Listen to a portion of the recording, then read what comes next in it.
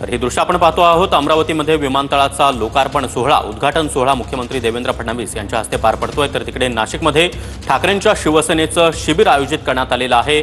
या शिबिरामध्ये आदित्य ठाकरे हे आता दाखल झालेले आहेत आणि उद्धव ठाकरे, आदित्य ठाकरे हे शिवसैनिकांना मार्गदर्शन करणार आहेत। तर नागपुरात काँग्रेसची सद्भावना यात्रा देखील आता सुरू झालेली आहे। प्रदेशाध्यक्ष हर्षवर्धन सपकाळ, त्याचबरोबर प्रभारी रमेश चेन्नीथला यांच्या नेतृत्वामध्ये काँग्रेसची ही सद्भावना शांती रॅली आता निघालेली आहे। नागपूरमध्ये काही दिवसांपूर्वी झालेली दंगल आणि त्यानंतर आता शांतता प्रस्थापित व्हावी, सद्भावना निर्माण व्हावी यासाठी काँग्रेसकडून या सद्भावना रॅलीचं आयोजन करण्यात आलेलं आहे। तर राज्यातील 3 भागांमध्ये 3 जिल्ह्यांमध्ये या मोठ्या घटना आपण पाहतो आहोत। एकीकडे अमरावतीमध्ये देवेंद्र फडणवीसांच्या हस्ते अमरावती विमानतळाचा लोकार्पण सोहळा, अमरावती विमानतळाचं उद्घाटन देवेंद्र फडणवीस यांच्या हस्ते पार पडतंय। तर नाशिकमध्ये ठाकरेंच्या शिवसेनेचं शिबिर आयोजित करण्यात आलेलं आहे। नाशिकमध्ये आपण पाहतोय की आदित्य ठाकरे हे या शिबिरामध्ये आता पोहोचलेले आहेत। उद्धव ठाकरे हे देखील काही क्षणामध्येच व्यासपीठावर दाखल होतील।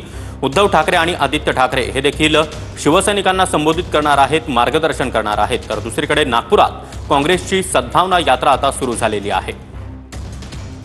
समाजामध्ये शांतता नांदावी, सद्भावना निर्माण व्हावी या उद्देशानं काँग्रेसकडून या यात्रेचं आयोजन करण्यात आल्याचं काँग्रेस प्रदेशाध्यक्ष हर्षवर्धन सपकाळ यांनी सांगितलंय।